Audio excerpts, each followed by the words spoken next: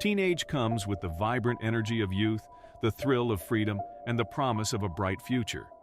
That's what being a teenager is all about, right? But what if I told you that not all stories follow this happy script? For 48 long years, a chilling cold case murder remained unsolved, a tragedy that rocked a community to its core. But then, a breakthrough. A twist so unexpected, it sent shockwaves through law enforcement and the entire nation. Today, we're delving into a tale that proves that justice may be delayed, but it's never denied. Laurel Mitchell, a 17-year-old student from North Webster, Indiana, resided in what was considered one of the safest places during the 1970s. The residents of this tight-knit community were so carefree that they seldom bothered to lock their doors, as an indication of the immense trust they had in their neighbors. Children had the freedom to come and go as they pleased, with their parents coolly allowing them such independence. Shocking, right? However, fate took a dark turn one fateful day. Laurel, a senior at Wawasee High School, worked at Cokesbury Inn in the Epworth Forest neighborhood near Webster Lake. She was adored by everyone for her kindness and magnetic personality, and her strong religious beliefs were well known among those who knew her. Laurel had two siblings, Sarah and Bruce, with whom she shared a deep bond. On the evening of August 6, 1975, Laurel finished work at 10 p.m., intending to meet her friends at Adventureland Amusement Park, just a half-mile walk away. Little did she know that her life will take an eerie turn in a few minutes. Laurel failed to rendezvous with her friends, who eventually decided to go to the county fair in her absence, unaware that she had disappeared. The last sighting of Laurel was her walking towards the amusement park on the north side of North Webster. Her responsible nature became evident when she failed to call her parents, as she usually did when running late. Her parents sensed something was amiss when one of her friends came looking for her and inquired about her whereabouts. With growing concern, her parents immediately contacted 911 to report Laurel as a missing person.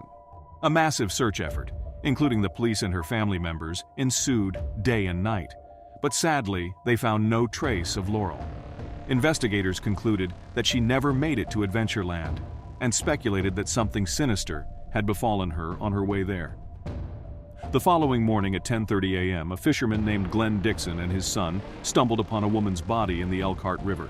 Recognizing her as Laurel Mitchell, who had gone missing the previous day, they immediately alerted emergency services.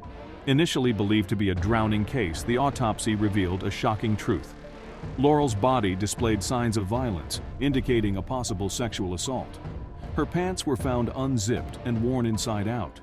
While drowning was recorded as the cause of her demise, the autopsy report highlighted a desperate struggle for survival. Indiana State Police launched a murder investigation, but due to a lack of leads or witnesses, the case eventually went cold. Then, in 2013, a woman named Renee, who had lived in Noble County during her teenage years but now resided in Florida, came forward with crucial information.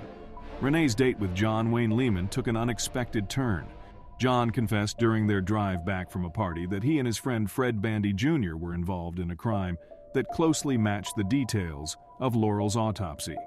Detective Joe Hutzel from the Sheriff's Department interviewed Rick Johnson, who revealed that he was friends with Bill McDonald, who was friends with the perpetrators. Recounting their high school days, Rick disclosed that he, Bill McDonald, Fred Bandy, John Wayne Lehman, and others had attended a party together. During the gathering, Bandy allegedly confessed to being involved in the murder of Laurel Mitchell, alongside Lehman. While investigators had compelling testimonies, they still needed concrete evidence, particularly DNA, to link Bandy and Lehman to the crime. With advancements in technology such as genetic genealogy and touch DNA samples, which utilize minute amounts of DNA to construct family trees and identify suspects respectively. Nearly 47.5 years after Laurel's tragic death, Indiana State Police and the Noble County Sheriff's Department apprehended Fred Bandy Jr., aged 67, and John Wayne Lehman, aged 67. Both were arrested without incident and currently face murder charges, with no bail granted, at the Noble County Jail. Has justice been served to Laurel and her family after all these years? What do you think?